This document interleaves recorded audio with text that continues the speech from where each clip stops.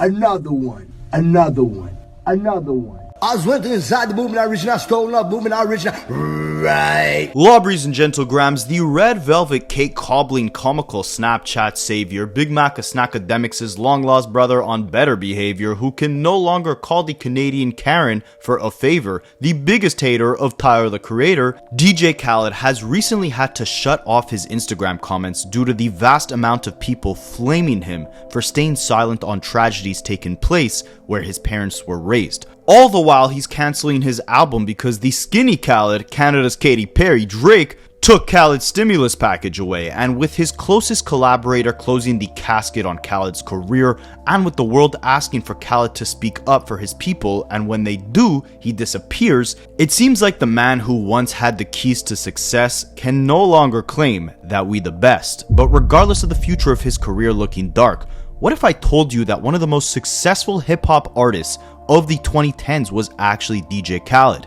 Would you believe me? What if I told you that DJ Khaled had nearly as many top 20 hits in the 2010s as Jay-Z, Kanye West, and Lil Wayne? Would you believe me? What if I told you that DJ Khaled actually did more than just yell his name on different songs? And at one point he actually really was a DJ. Would you believe me? All of these things may actually be true. But how the hell did DJ Khaled go from being a guy yelling over songs to being considered an actual hip-hop act? How did he then go on to become one of the most successful hip-hop acts of the 2010s? And now by 2025, how did he end up becoming the first hip-hop artist right before A$AP Rocky to actually roll in an album instead of roll it out, and basically cancel the entire project completely due to not just hate from the fans, but from some of the biggest rappers in the game? And on a bigger scale, what does DJ Khaled do to actually deserve a career? And how did two wars then end up completely destroying DJ Khaled's career? Well, the first one dates back to his origins. See, DJ Khaled was born in 1975 in New Orleans, but he was actually birthed by two parents who emigrated from Palestine to New Orleans with just $20 in their pocket. To survive in America, the family sold clothes out of a van at local flea markets and eventually worked their way up to opening a small shop in a New Orleans mall, and DJ Khaled would sleep there, watching his parents work 24 hours a day, 7 days a week. Khaled reflects on his childhood saying, "If I wanted to hang out with my mother and father, I had to hang out with them hustling."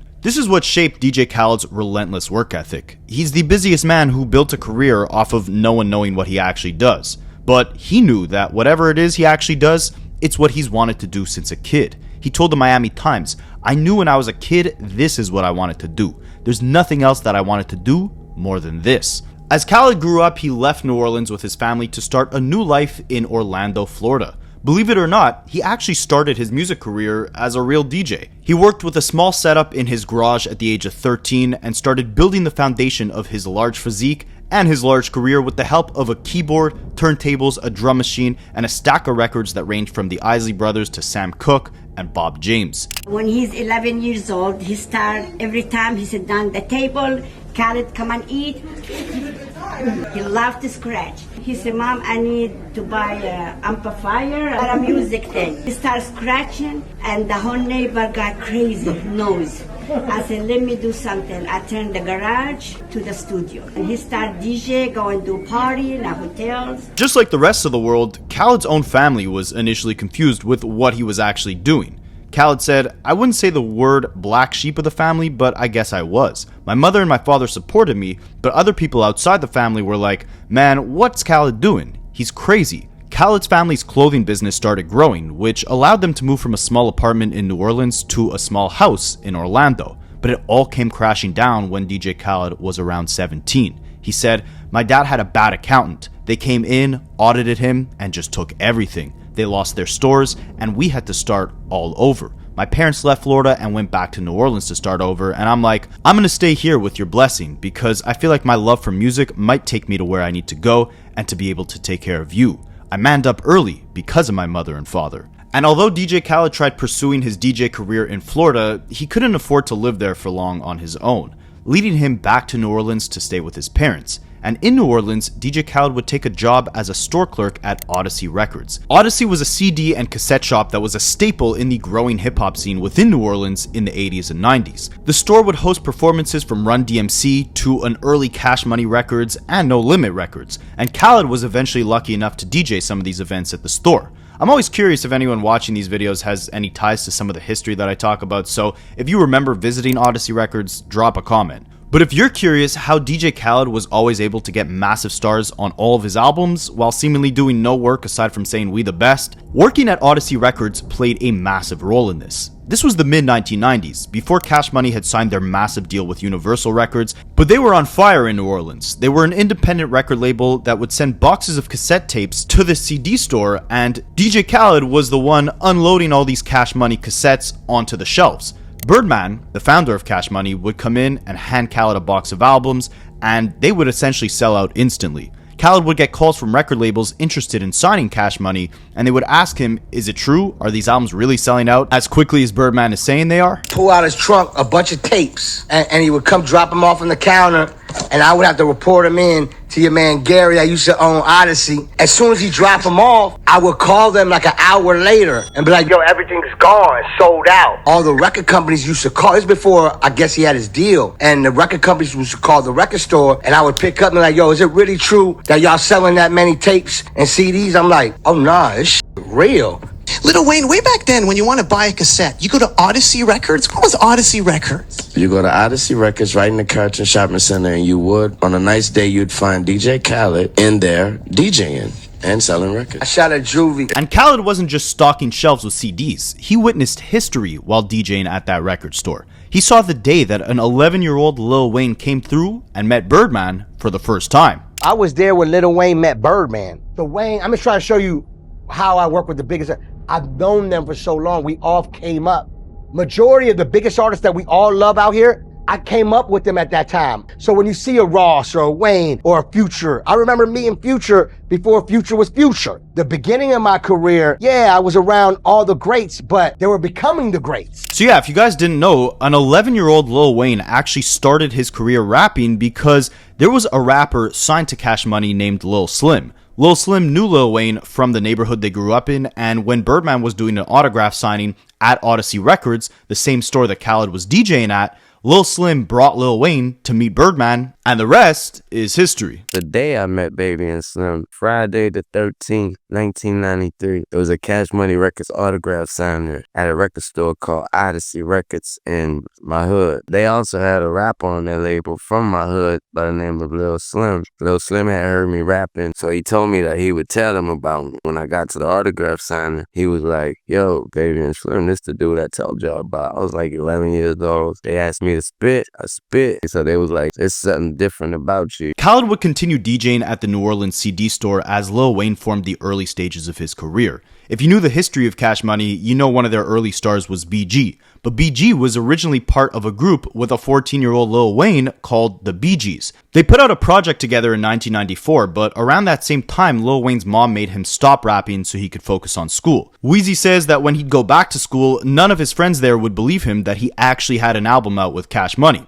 So when he knew DJ Khaled was DJing at Odyssey Records, he would tell his friends that afternoon to come to the store so Khaled could prove to all these middle schoolers that Lil Wayne really was a Cash Money artist. I was in 5th grade. Cash Money had put the album out, True Story, BG's. People thought that BG was who we know BG as today, but it was him and I. We were a group. My mama pulled me away from the group during the recording process, still ended up on 4 songs. To show my homies in school that I'm telling every damn day that, I got an album out. I'm really with Cash Money. Come with me on Thursday. Only reason why I'm gonna take you on that day is because I know he gonna be in there, the DJ dude. The DJ behind in there, in the record store. And although this is when things started to look up for Lil Wayne's career, this is when things would take a bad turn for DJ Khaled just a couple years into his career working at the record store. 1 month, Gary Hausenthal, sorry for mispronouncing that name, he's the owner of Odyssey Records. And he noticed something weird about the store's phone bill. This is back in the day when they used to charge you for each phone call that you actually made.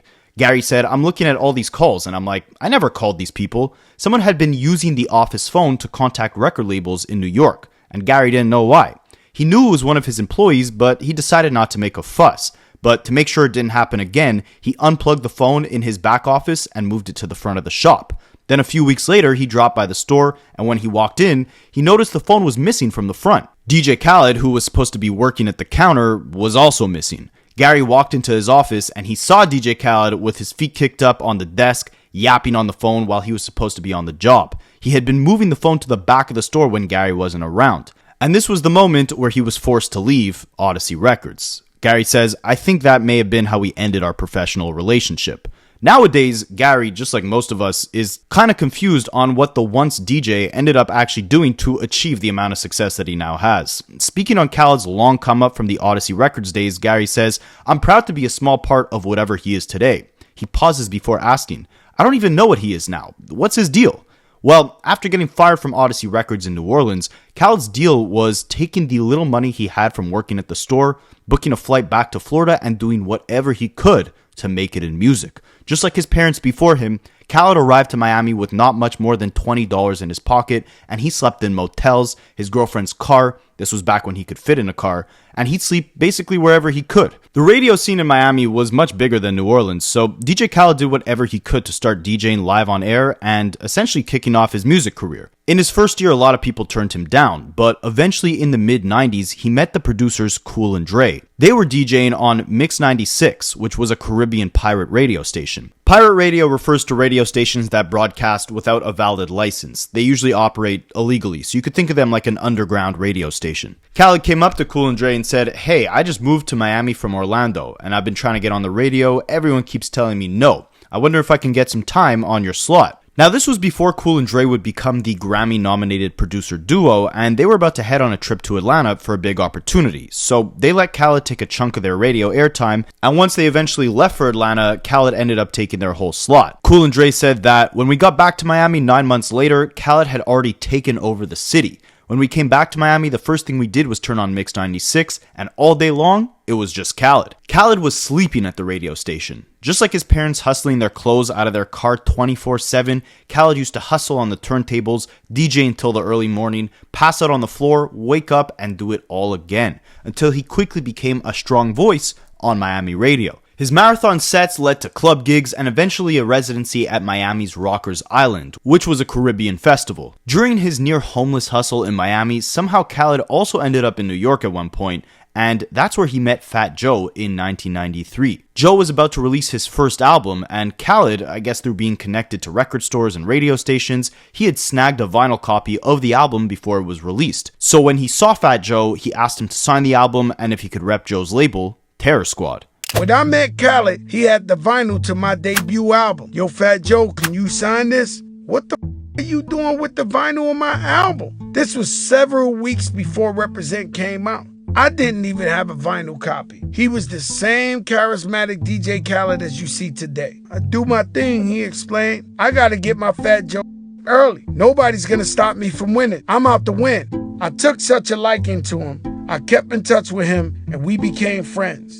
I've been down with Fat Joe since his very first album. I met him at New Music Seminar in New York City. I had his vinyl, an album before it came out. He seen me with the vinyl in front of the hotel in New Music Seminar. He asked me how I got that. I was trying to explain to him, like, yo, you know, I got promo, like, I get early. He looking at me with the face sideways, like, so I'm like, yo, this man about to kill me. And we just end up kicking it. You'll come in my garage, I'll make beats. Joe and Khaled stayed in contact, but Khaled kept building more connections and growing his reputation as an actual DJ within Miami. Yes, at one point he really was a real DJ. By 1998, Luther Campbell, the frontman of Two Live Crew, went to a party on Key Biscayne. It was an industry party for radio professionals, but Campbell says that DJ Khaled stood out immediately. He's frantically DJing, lowering the music to scream his classic catchphrases over the mic, bouncing off the walls and mixing Jamaican dancehall tracks with hip-hop bangers. Campbell recalls seeing Khaled do his signature shouting and said, "He had a mouthpiece on him, man, so much energy." At the time, Campbell was in the process of building a team of DJs to help him host his own radio show,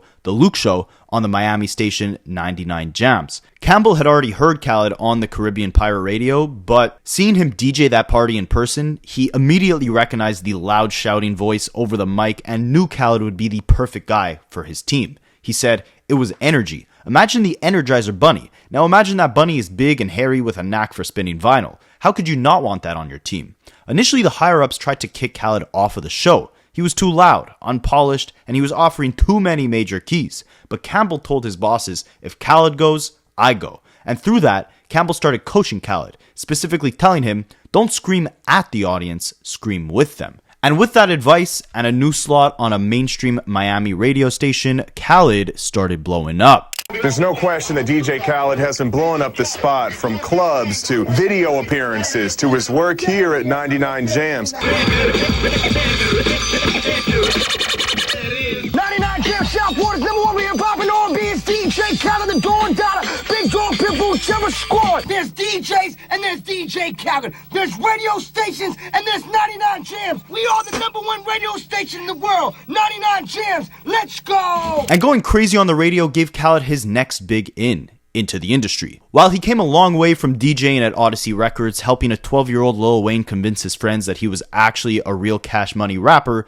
Khaled was now breaking new music on one of the bigger Miami radio stations. So along with Fat Joe and Lil Wayne, he was building relationships with a bunch of different rappers in the industry who wanted Khaled to spin their new records on radio. Khaled's always banging the newest joints. On this day, Rockefeller rapper Beanie Siegel stops in to show him some love. Every time I come out, they show me love, man. That's why I had to bring them an exclusive first. Now, Khaled would actually end up having his own show on 99 Jams for about 10 years till 2013. But as his industry connections and his name grew across Miami, Khaled wanted something bigger. He was basically Fat Joe's DJ by this point, repping his label Terror Squad, and one day he's at Dre's house, not Dr. Dre, but the producer, the one half of Cool and Dre, and remember, these are the guys who gave Khaled their first slot on Miami radio. And while he's at Dre's house, he pitches him the idea of putting together a mixtape, but they shot Khaled down immediately, saying, somebody out of nowhere said, mixtape? Man, nobody wants to hear a mixtape from you. Are you effing crazy? Stick to what you do.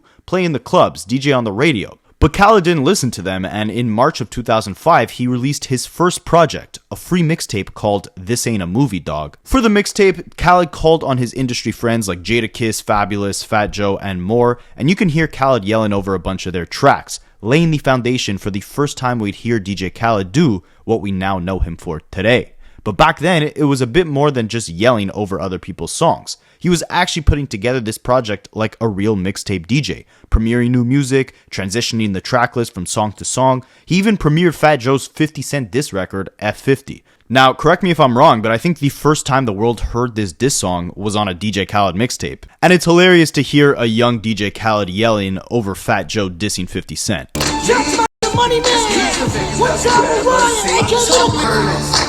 So if you guys didn't know, after collaborating with 50's arch nemesis Ja Rule, Fat Joe ended up getting embroiled in a beef with 50. Joe, of course, was also the guy that gave Khaled some of his biggest looks early on, with Fat Joe actually recording one of his biggest songs, Lean Back, in DJ Khaled's garage. You'll come in my garage, I'll make beats. You know what I'm saying? He recorded Lean Back in my studio, in my garage. So with Khaled being Fat Joe's right-hand guy, he was obviously riding with him in this 50 beef, right? One day in 2005, 50's G-Unit artist Tony Yayo actually pulled up to 99 Jam's radio station to promote his new song, So Seductive. And of course, DJ Khaled was spinning there at the time. And due to his loyalty to Fat Joe, he actually refused to shake Tony Yayo's hand. Well, you giving DJ Khaled a 5, and then what does he do? DJ Khaled, look at my hand. DJ Khaled, get out of here.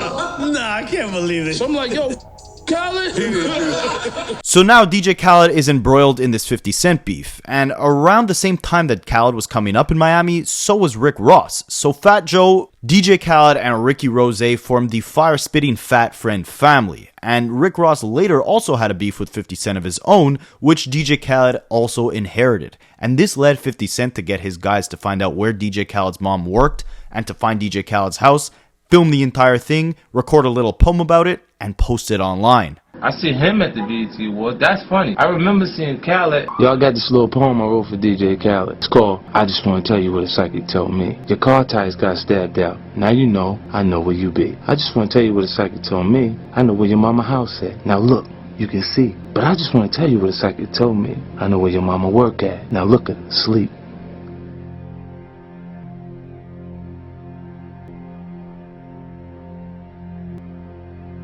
Now, I could do an entire video on the 50 Cent, Rick Ross, Fat Joe situation. Drop a comment if you want it. But with Khaled, after this first official mixtape, it was time for him to raise the bar. He was with one of the bigger rapper-owned collectives at the time with Terror Squad. He's got a massive radio show in Miami, and he just put out his first mixtape. So what's next? Well, believe it or not, before putting out an actual album of his own, Khaled actually flirted with the idea of becoming a real producer. He dabbled in beat making for a little bit, and with a very small production catalog, Khaled actually cooked up a couple songs on Fat Joe's 2005 album, All or Nothing. He did the beat for the song Beat Novocaine, and that was actually a nickname that DJ Khaled went by. He also used to go by the name Arab Attack, but he changed that after 9/11. And this was around the time that he started going by his real name, Khaled, and he attached the DJ next to it because, of course, at the time we now know he was actually DJing. So just to put an end to the long-standing question that the entire world has probably asked themselves at one point in time, what does DJ Khaled actually do?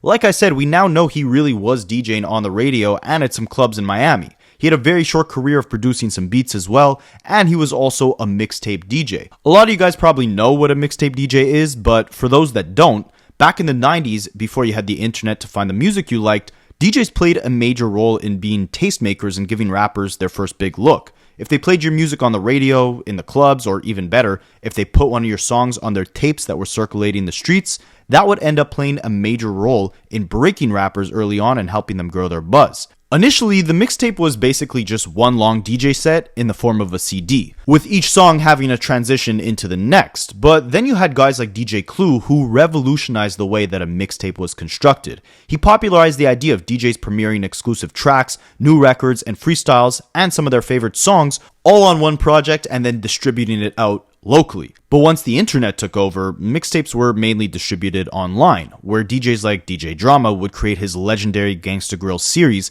and the mixtape basically replaced the demo tape. Instead of rappers shopping around a CD of a bunch of rough songs to different record labels, they would drop their mixtapes in the streets and online. So Drama would do an entire mixtape with just one artist, either in between one of their album releases or before they even put out a project, and based off the reception that these mixtapes got, that would help determine your buzz and raise your value to record labels. Then by the early 2010s, when you were only getting your mixtapes from digital platforms like DatPiff or Live Mixtapes, you knew a tape was going to be good if it had a big DJ hosting it. Like, you were more likely to click on a mixtape on Live Mixtapes that was hosted by DJ Drama or DJ Holiday versus some random DJ, right? And while the DJs hosted your mixtape, chances are, aside from doing the transitions, sequencing the track lists, maybe helping you choose other rappers' beats to rap over, you also had them shouting on top of your record or throwing in their producer tag. On a side note, any of you guys remember Trapaholics? Or maybe if I say it how they used to say it, like Trapaholics. Yes, before Rapaholics, there was Trapaholics, and they were doing a lot of the Brick Squad mixtapes. And initially I named this channel Rapaholics because I wanted to be like the modern day mixtape DJ. Not in the literal sense, but more in like an evolutionary form, where I'd use this platform to discuss and to break underground artists through the content. And maybe we'll get back to that mission one day. Anyways, that's a long tangent to say. When you're asking yourself, what does DJ Khaled actually do with his albums? You could kind of think of him as like a mixtape DJ, sequencing his own projects together, right? And just yelling on top of them, structuring the whole track list, etc. And before actually releasing an official album of his own, DJ Khaled actually took on the role of a mixtape DJ for a short period of time. He reconnected with Lil Wayne for the first time in 2005 to host his underrated mixtape, The Suffix. And then he linked back up with Birdman and Lil Wayne to host their February 2006 collab mixtape, The Carter 2 Part 2, Like Father Like Son. Then they returned the favor by hopping on DJ Khaled's debut album, Listen the Album, in June of 2006. It was released under Fat Joe's label Terror Squad, and right from the beginning of his career of making albums, Khaled leveraged all of his industry connections to make sure he had every feature in the game on his first project. I mean, look at the credits of the intro alone. He had 24 artists on his first album, a 17-song project, and it actually spawned some hits. He gave us an old-school Kanye classic with the song Grammy Family, which also featured Consequence and John Legend, and Khaled's breakout single was called Holla At Me, which introduced a young Rick Ross to the game, while also featuring his boss, Fat Joe, and Lil Wayne. A now 24-year-old Lil Wayne, who of course came a long way from the 12-year-old that DJ Khaled knew when he was working in New Orleans at the Odyssey Records CD shop. And by this point going forward, DJ Khaled put the nightclub, radio, and mixtape DJing to the side and focused mainly on concocting his own albums. While you could make the argument that a lot of DJ Khaled albums feature songs that were simply throwaways from artists who weren't going to use those tracks on their own projects, some of Khaled's biggest songs were actually concocted with the intention of being real DJ Khaled songs, especially early on. For his big early hits, and in my opinion his best hits like We Taken Over, I'm So Hood, All I Do Is Win, Khaled actually took, and I hate to say it or compare him to this, but he adopted a Quincy Jones type role where he had a vision for an instrumental and he would gather the right artists to execute the type of subject matter or theme that he was going for that particular track. Look at All I Do Is Win, for example. This became not only one of DJ Khaled's most iconic songs, but one of the most iconic songs that celebrates victory in any capacity. This song was played at a walkout by former President Obama. Thank you, everybody.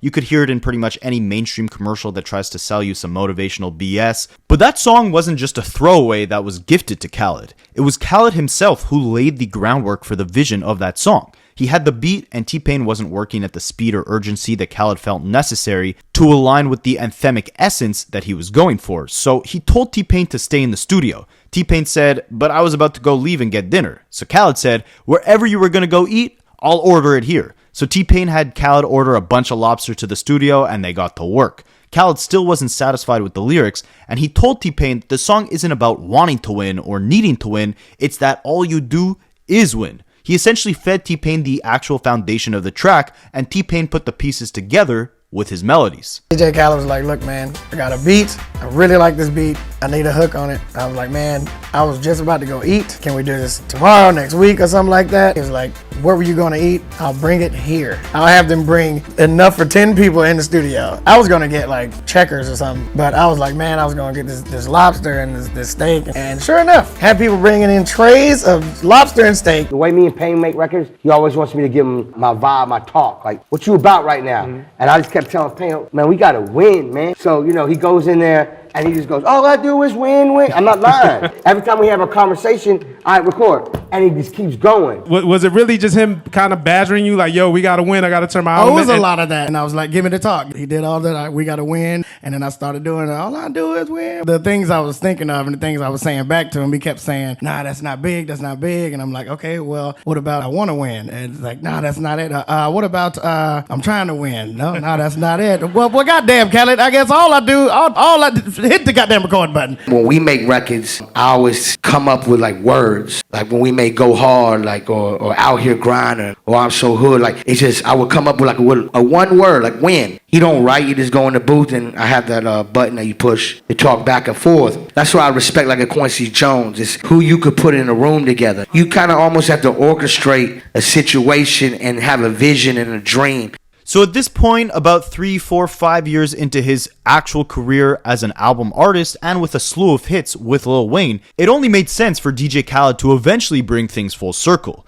And while he was once stocking shelves with Cash Money CDs at a record store in New Orleans, watching Lil Wayne get signed by the label at just 11 years old, by 2010, Khaled himself would now join the Cash Money family, officially signing on as one of their artists. Khaled had already signed his contract. We did a publishing deal, we did a record deal, we did a merch deal, and we did a book deal. You understand me? Around the same time, a young Aubrey Drake Gavilan Graham would also sign under Lil Wayne to Young Money Records, and now instead of Khaled badgering T-Pain or Akon for hooks, Drake quickly became the go-to hook guy. Lil Wayne did say in 2009 that we're gonna be alright if we put Drake on every hook, and in Khaled's case, that couldn't be closer to the truth. Fresh off of signing his Cash Money contract, Drake gifted DJ Khaled his highest chart-topping hit at the time with I'm On One. And while in my opinion this is one of the best DJ Khaled posse cuts, this is also when we started seeing Khaled adopt the formula of simply leveraging his connections with the biggest artists in the game to take their throwaway songs and just label them as his own. What do I mean by that? Well, I'm On One was initially just a Drake hook and a verse that was meant to be on Lil Wayne's album The Carter 4. That's why you heard Lil Wayne spit a verse at the end of that song. DJ Khaled was close friends with Rick Ross and they collaborated on pretty much every big DJ Khaled single, so it made sense that Khaled also put Rick Ross on I'm On One. And I would argue that up to this point, this was the least amount of effort DJ Khaled ever put into one of his own singles. Songs like We Taking Over, I'm So Hood, All I Do Is Win, these were songs that Khaled built from the ground up. He'd hear an instrumental, he would have a vision for the theme or the subject matter of the song, he would bring in either T-Pain or Akon to lay the hook, and then he would go all around to all his rapper friends in the industry, playing them the beat, and if they liked it and caught a vibe, then they would spit a verse on the record. He was playing more of an executive producer slash like puppeteer type of role where each song fit his own vision and was concocted under his umbrella. But now he just got his biggest hit ever with I'm On One, which was simply a Drake throwaway song that didn't make it onto the Carter 4. Khaled didn't make the beat, he didn't feed Drake the subject matter, he barely had any innovative ideas of other artists to bring on the song, right? Lil Wayne was already supposed to be on it. This song was basically just gifted to Khaled, right? And DJ Khaled now being signed to Cash Money meant that he can receive all of the Drake and Lil Wayne features that his heart desired. So what's the point in doing all the work yourself when you're sharing a label with the biggest rappers in the game? Just take the songs that they don't end up using on their albums and put them on yours. Well, that formula didn't necessarily work for long. See, Khaled caught the occasional mild hit with songs like Take It to the Head with Chris Brown, Nicki Minaj, Lil Wayne, and Rick Ross, or when he tried to recreate the magic of I'm On One with the 2013 song No New Friends featuring Drake, Rick Ross, and Lil Wayne. But do you notice a pattern here? There was no longer diversity with the artists on these songs. The play was now get a hook, typically from Drake, put Rick Ross on the song and some other Cash Money artists, typically Lil Wayne or Nicki Minaj, and then just pray for the best. Now, this became stale pretty quick, and it was obvious by the dip in DJ Khaled's album sales, with each one now selling less and less ever since he signed to Cash Money. But I do have to give Khaled credit in that he had two legendary collaborations in 2012. One of them being, in my opinion, his best song called Hip Hop with Nas and Scarface, and another great collaboration with Big Crit, J. Cole, and Kendrick Lamar. But by 2015, the days of DJ Khaled having a hit every single year were far gone. Drake was proving that there was no need for mixtape DJs anymore, dropping If You're Reading This Is Too Late straight to iTunes, where fans were now forced to actually buy mixtapes instead of getting them for free on sites like DatPiff. And the big posse cuts that DJ Khaled was known for, that formula now worked better when artists decided to create the posse cuts themselves. Look at Big Sean, Kendrick, and Jay Electronica's Control song, or A$AP Rocky's song One Train, or Freddie Gibbs' Pinata, or even Young Money's own posse cuts like Only with Chris Brown, Nicki Minaj, Lil Wayne, and Drake, or Truffle Butter with Nicki, Drake, and Lil Wayne. Even his label mates were now showing Khaled there was no longer a need for him. There were also other very indirect threats to DJ Khaled. For one, there was now a new DJ in hip-hop who was more famous for internet antics rather than actually DJing, and that was none other than DJ Big Mac's Akademiks. Aside from resembling DJ Khaled in stature and appearance, Akademiks also mirrored Khaled's trajectory in the sense that he got his footing into music by actually DJing, then he hosted radio shows, then he took his talents to YouTube, where he amassed a following through vile commentary.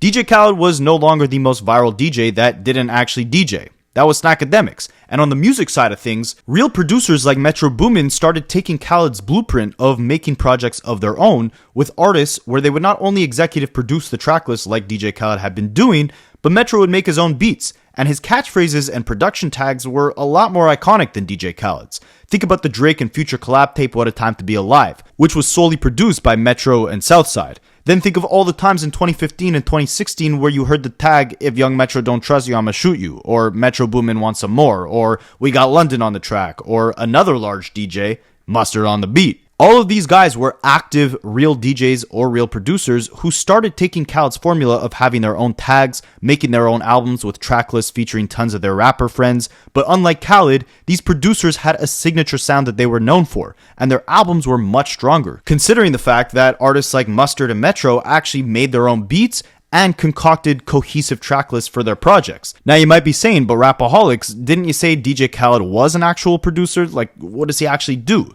Well, after Khaled caught his first few hits, he pretty much gave up on beat making. Later in his career, you would only see him end up as a producer on his own albums, but considering the fact that he gave his son and even Allah credits as being executive producers on his later albums, I think it's fair to say that Khaled uses the term producer pretty loosely, and he would just credit himself as a producer on his albums because he could get away with it and he could collect some extra royalties. So by 2015, with Khaled's success dying down and his formula becoming repetitive, he actually left Cash Money Records. It was around the same time that Lil Wayne also left the label, and Rick Ross had put out a diss song against the Cash Money founder Birdman, claiming that he ripped off not just Lil Wayne, but also didn't pay Khaled what he was owed. In the song, Rick Ross says, "What hurt me the most is how you did my brother Khaled. Khaled was loyal to you. The pain I seen in my brother's eyes, FaceTiming, he took that stuff to the chin. That's why he's blessed. That's why my guy Khaled is blessed. You put my guy in the hole." And in interviews, he implied that Khaled was actually going broke at the time that he was leaving Cash Money Records and was never properly compensated for all the work and all the albums he put out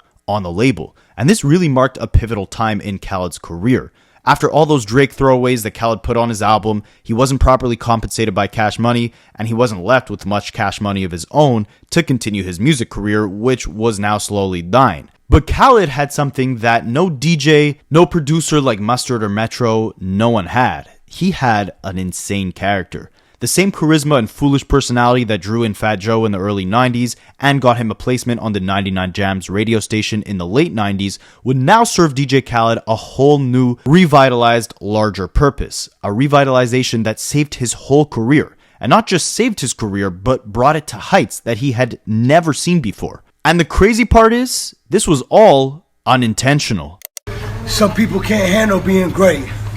I can. Original shot of you, Dan Dada style. With the blood clap, bomba clap. Respect Mother Nature. Respect your mother. Coconut water. Walk with me through the pathway of more success. Lion! With a lot of free time on his hands as he looked for a new record label, DJ Khaled documented his everyday life onto the social media platform Snapchat. From getting lost in the middle of the Miami Ocean on his jet ski, to eating food 24/7, to giving his followers a daily dose of motivation, DJ Khaled would end up going viral as the first influencer to draw people in on social media, not for any talent in particular, but for his hilarious personality, his hijinks, and his cartoon-like confidence and catchphrases. He became the most followed person on Snapchat, and I don't think he only saved his own career, but I think he also saved the entire Snapchat platform, because this was long before the days of Instagram comedians like Drew.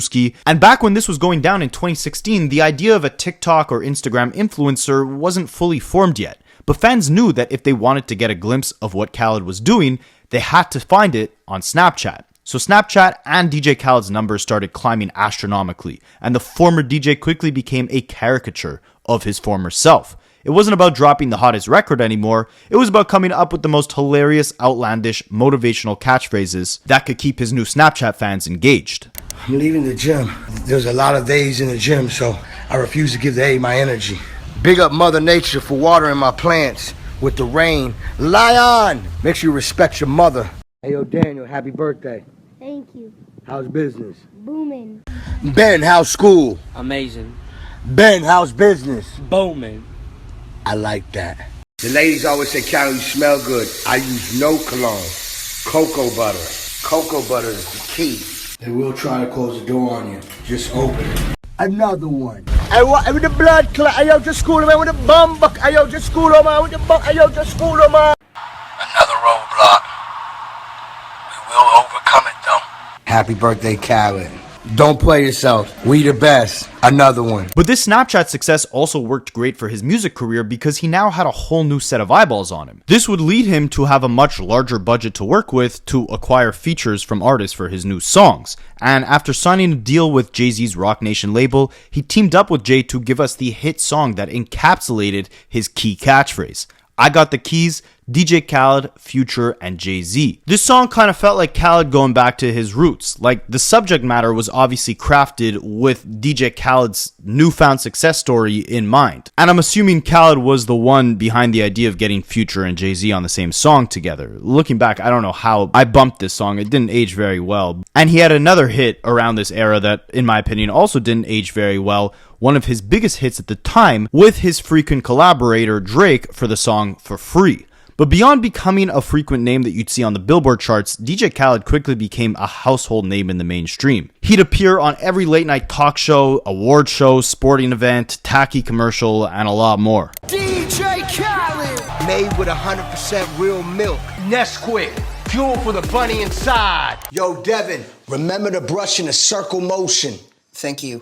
Don't give up. Geico. Hello, Mr. Khaled. Do you have a tax question? I use my crib as a bed and breakfast from time to time. Major key alert. Did you just look at your phone while you was in class? You played yourself. You better turn in that paper and get an A+. Unlimited streaming from T-Mobile. Wow, you're DJ Khaled. You're Spider-Man. You were seeing DJ Khaled everywhere, and his success would only continue catapulting for the next few years. He received his first Billboard #1 song and Diamond song with the Justin Bieber, Lil Wayne, Quavo, Chance the Rapper collab I'm the One in 2017. Drake and the OVO team would also give Khaled even more tracks that he could yell over, like his biggest hit, Wild Thoughts, that was written by the OVO artist Party Next Door, and another song that was meant to be a massive single for Khaled, but ended up being a flop, with the song To The Max featuring Drake. Now, this song has an interesting story behind it because Drake was already able to tell that the song was lackluster and that it wouldn't go on to become a massive hit, so he didn't want the song to get released, but DJ Khaled begged him for it. And according to Akademiks, Drake reluctantly gave him the song, but forced Khaled to give him the majority of the royalties and profits for the record. You remember that song called To The Max? Drake said no 55 times. You said you needed the song. Drake said, whatever you need. They came back business-wise that Drake owns 95% of this publishing because they didn't want the song out at the time. Drake was putting out hot other songs. He didn't want the song out. He didn't think it was in line with what he was doing. But, like a gracious king, he's used to throwing alley-oops. So now instead of Khaled's formula of taking a Drake throwaway song and adding Rick Ross and Lil Wayne to the mix, he cut off the fluff. The approach got simpler and lazier. He basically just released throwaway Drake songs as his own singles, and it became more and more obvious that DJ Khaled did absolutely nothing on these songs except for yell, because break some of these songs down, right? The song Popstar by Drake, it's not produced by Khaled. Drake doesn't mention DJ Khaled in the lyrics. The messaging has nothing to do with Khaled. Khaled didn't bring in extra artists to do other verses on the song. The same thing with the song Grease, or Staying Alive, To The Max, For Free. It was blatantly obvious that these started off as just Drake songs that didn't make Drake's own albums, and Khaled would beg Drake for them because he knew that anything with Drake's name on it would hit the charts. And with each new album, Khaled would just rinse and repeat. And this formula did work for a bit, with Khaled not only being known for using Drake's throwaways as his lead singles, but also glazing everything that Drake does. Talking about Drake like he's some sort of mythical royal figure that Khaled worships. And the meme went from they don't want you to win or these are the keys to success, and it transformed into I like what Drake like, or did the Drake vocals come in yet? Did the Drake vocals get here yet? Did the Drake vocals get here yet? Did the Drake vocals get here yet? Hey, DJ Khaled, did the Drake vocals get here? They're in.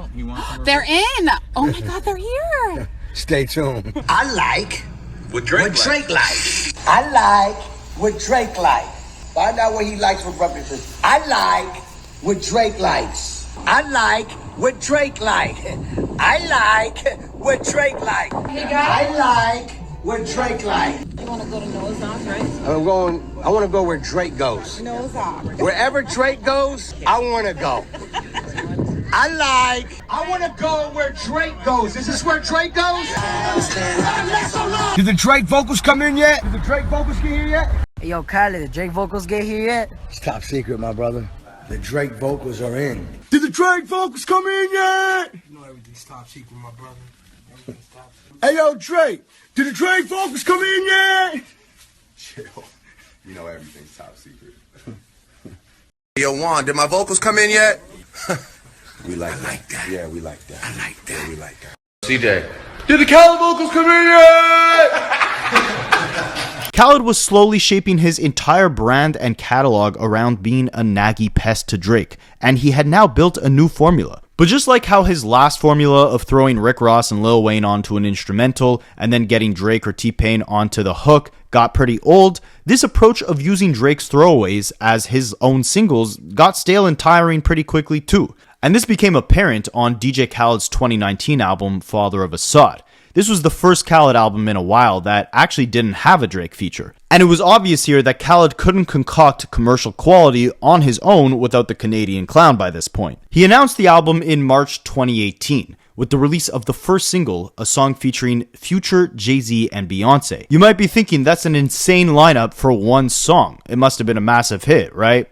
Wrong. It was a flop. And then that same summer, he thought, the formula of Justin Bieber, Quavo, and Chance the Rapper all on one song worked last summer. Let me do the exact same thing this summer. So you get the song No Brainer. Justin Bieber, Beyonce, Jay-Z, none of them could save Khaled from flopping. Both singles failed to generate enough hype for the album, so it was pushed back all the way 14 months later to May of 2019. If you guys don't know how album rollouts work, it's never a good sign if you put your album out 1 year and 2 months after announcing it. It means that you had to wait a long time to try and build more hype. But by this point, Khaled was ready. He had more than 20 plus features for the album. He had an energy drink bundle to where if you bought the drink, it came with a free copy of the album, which counted towards the charts as an album sale. So Khaled was preparing himself for another one. Another album at number 1. But fans had a different plan. A couple weeks before the album's release date, Tyler, the Creator, had announced that his upcoming project, Igor, would release on the same day as DJ Khaled's album. But unlike Khaled, Tyler didn't wait over a year to drop the project after announcing it to the world. Igor was Tyler's biggest album to date, launching him into another stratosphere of stardom. And with that, it went number 1 on the charts. After 20 features, a year-and-a-half album rollout, and an energy drink bundle, everything came crumbling down for DJ Khaled when he landed at number 2 on the charts that week. Billboard had disqualified the sales of his energy drink, claiming that if you're paying $1 for a beverage, it has nothing to do with a DJ Khaled album, even if it came for free with the drink, and it wouldn't be fair to count that as an actual album sale. Khaled now, the once holly jolly, always positive Snapchat smiler, was furious. When he found out he hit number 2 on the charts and lost to Tyler, he allegedly stormed into his record label's office and even threatened to sue Billboard for not counting his album sales properly. But that was behind the scenes. Meanwhile, to the public, he did what he normally does on a day-to-day. He got on Snapchat and talked to his fans. But this time, it wasn't so positive. It was the day after the album sales came out, and Khaled, without saying any names, was talking about how he makes music that could be played anywhere, while also implying that he does not endorse mysterious music that couldn't be heard. I make albums so people can play it, and you actually hear it. You know, driving your car, you hear another car playing it. You know, go to the barbershop, you hear them playing it. You know, turn the radio on, you hear them playing it. You know, it's playing everywhere. It's called great music. It's called albums that you actually hear the songs. Not no mysterious shit. You never hear it. Now, this was obviously a dig at Tyler, the Creator, who, unlike DJ Khaled, had taken the high road. He refused to clown DJ Khaled or engage in a public beef. Instead, months later, he said in an interview that he let the success of that number 1 album speak for itself. He wasn't wrong. I'm not in the barber shop. I'm not at the club. I'm not diddy skitty. I'm not in the back of the Maybach. But I didn't say nothing.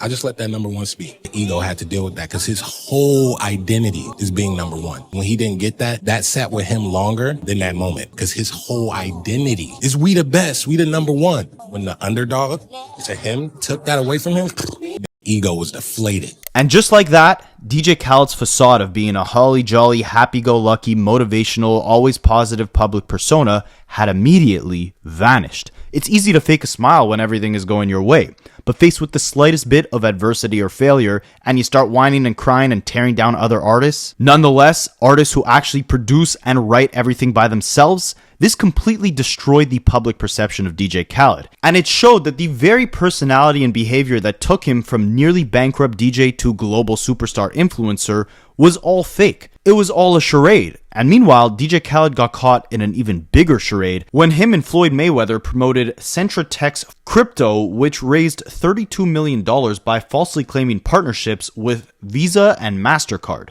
Floyd Mayweather allegedly received $300,000 and DJ Khaled received $50,000 to promote the coin on social media without disclosing that they got paid to promote it.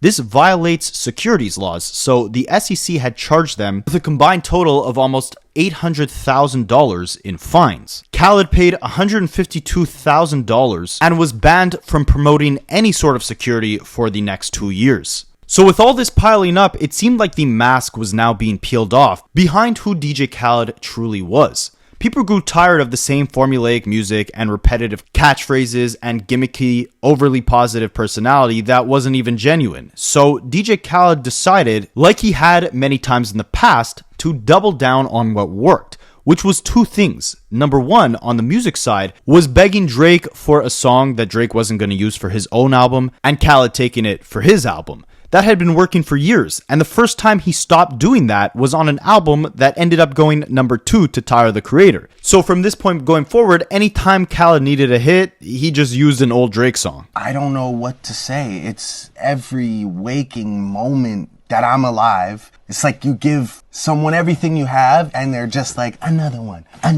every 5 seconds on my phone, asking me for something. Yo, Drake, you're not picking up your phone. You're not answering my text. You're not picking up FaceTime. Yo, bro, it's me.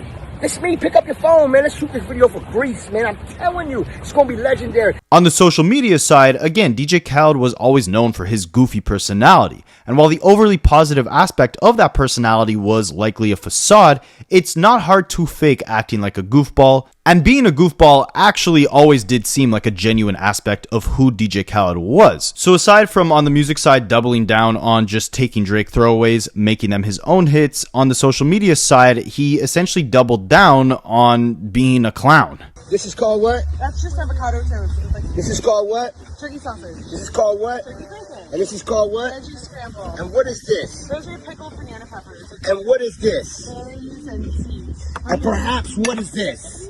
Water.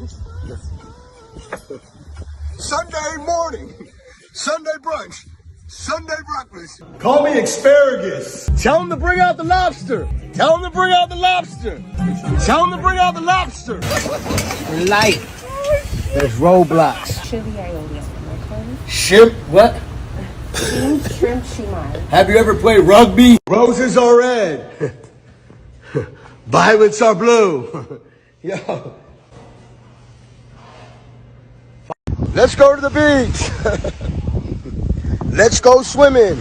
Let's go golfing. As you can see, DJ Khaled developed a whole new catalog of wild catchphrases like "Call me asparagus" or "Gatorade" or "Roadblocks." Whatever the case is, this launched him back into virality. But I think at this point he started ignoring that advice he got early on. He was no longer screaming with the audience, but he was screaming wild, stupid catchphrases at them. And if you thought he couldn't become a bigger caricature than he was in 2016, by around 2022, there was not a single element of DJ Khaled's brand or personality that anyone could take seriously. He used to produce and actually DJ, then he started executive producing his own albums, basically just yelling over records, and at the beginning, it seemed like he was actually really the puppeteer behind creating these massive collaborations. But by now in the story, any DJ Khaled hit you heard was just him slapping his vocals onto leftover Drake songs and calling them his own. He was once a pioneer in the vlog influencer space, giving fans motivational quotes while documenting his luxury lifestyle on Snapchat,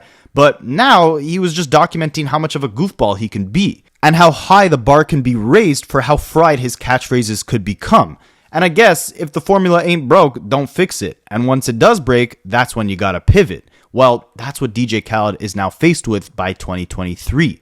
The war between Israel and Palestine broke out on a scale that we haven't seen in decades. Khaled, who had briefly lived in Palestine with his family and his parents being from there, and he actually allegedly still even has family there, he's arguably the biggest celebrity in Hollywood with actual connections, ancestry, and familial ties to that land. In the past, he had spoken on what it's like being a high-profile Palestinian American, saying, "It's incredible because, you know, what I represent, love, positivity, family, peace, happiness, prosperity, progress.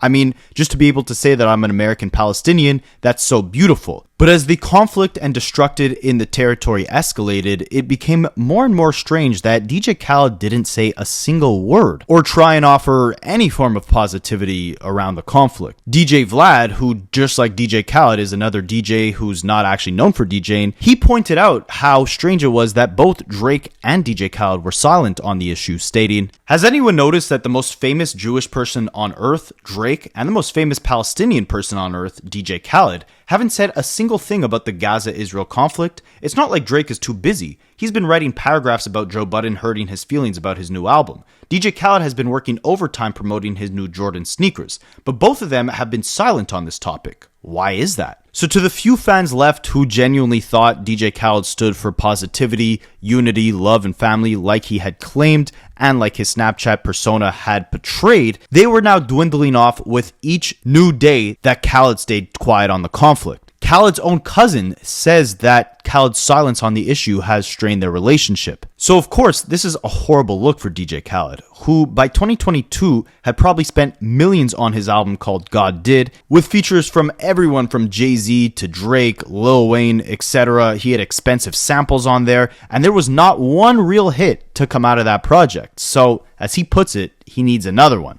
But until he speaks out about the global issues that affect his people, it was hard for anyone to accept the goofy, clueless catchphrases and sound bites. His comments on Instagram got flooded with people asking why he's remained completely silent. And it got so bad to the point where, in order to make it seem like his brand wasn't a total dumpster fire, DJ Khaled had to disable the ability to comment on his Instagram pictures. Simultaneously, Snapchat had been dying down, with DJ Khaled no longer even being the biggest celebrity on the platform. But Khaled had one more bullet in the chamber, a surefire plan that has worked dozens of times in the past: a Drake song. But not just one Drake throwaway, this time he had two. In 2023, he walked Drake out at one of his shows, and DJ Khaled was holding up a sign that said, "I have two Drake songs on my next album." It would be during this same tour that Drake had announced he'd be putting out one more project, then taking a long break from music to focus on his health issues, but that he also had a couple favors and features that he needed to do that he promised some people before he takes his little break. Of course, we know Kendrick would bait him back into making music after taking a shot at both him and Drake Cole on the song Like That, and with that song, it seemed like half of the rap game immediately turned against Drake. Metro Boomin and Future hosted the project that Like That was on. Future sneak dissed him on the album. Rick Ross had a feature. So did The Weeknd and A$AP Rocky, and they were both dissing Drake. Rick Ross would eventually put out a full-fledged diss track claiming Drake ordered a cease and desist on a French Montana song that he was supposed to be on. And eventually Kendrick wins the beef, and Jay-Z and Roc Nation choose him to be the 2025 Super Bowl halftime performer, which infuriates Nicki Minaj and Lil Wayne, with Nicki specifically blaming Jay-Z's hatred of Birdman and Drake as the reason why he chose Kendrick to perform Not Like Us on that stage. This was a massive dumpster fire that established itself as one of hip-hop's biggest civil wars, with Khaled's Golden Goose, the Gaveling Graham, at the center of it. And this became the second war in 1 year that DJ Khaled had somewhat of a connection to, and the second war that he refused to speak up about. Drake would go on to sue UMG, claiming that they're trying to mess up his reputation, and aggressively promoting Not Like Us as a form of defamation. And you have to remember that DJ Khaled was signed under both UMG and Jay-Z, the same record label that chose Kendrick to perform at the Super Bowl halftime show, and the other label that Drake is now suing. So when DJ Khaled reemerges after over a year and a half of staying silent on both wars, keeping a low profile in the hopes that the controversy of his silence on the Middle Eastern conflict would subside, he eventually announces his next project. And this time he's doubling down on the antics and the formula that has been working in the past. The album is announced in the form of this massive, high-budget movie-style trailer, a 7-minute mini film featuring massive acts like Mark Wahlberg. In the trailer, DJ Khaled is holding a briefcase that has his album files, which includes the two Drake songs that he's been talking about for years now. He's protecting these files with his life from the bad guys that are led by Mark Wahlberg. DJ Khaled jumps off a building to escape and rides away in a car with Anthony Ramos. At a Jamaican restaurant, Ramos turns to him, pointing a firearm and demanding the album. In the background, you start hearing a sample of this Drake song, and DJ Khaled says, "You hear that? That's God." Tell him, you hear that? That's God. So he's essentially calling Drake God here. He then escapes and jumps on a private jet and tells his team to send a new song to Rihanna. And the trailer ends with the announcement that his new album would be coming out in 2025. The centerpiece around the promotion of this album is the fact that there's going to be two Drake songs on the project. But when he posts the trailer onto Instagram, he forgot to block one person from commenting. None other than La Brianna, who left a comment under the trailer saying, "Drake songs? It must be Drake Bell," effectively implying that he has no intention of collaborating with DJ Khaled.